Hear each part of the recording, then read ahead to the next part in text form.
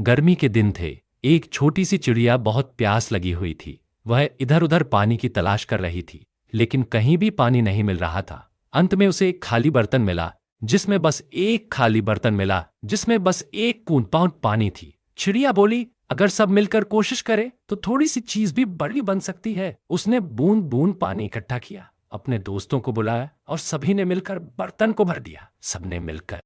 अगर आपको ये कहानी पसंद आई हो तो एक प्यारा सा लाइक जरूर दीजिए। ऐसी ही मजेदार कहानियों के लिए चैनल को सब्सक्राइब करना न भूलें।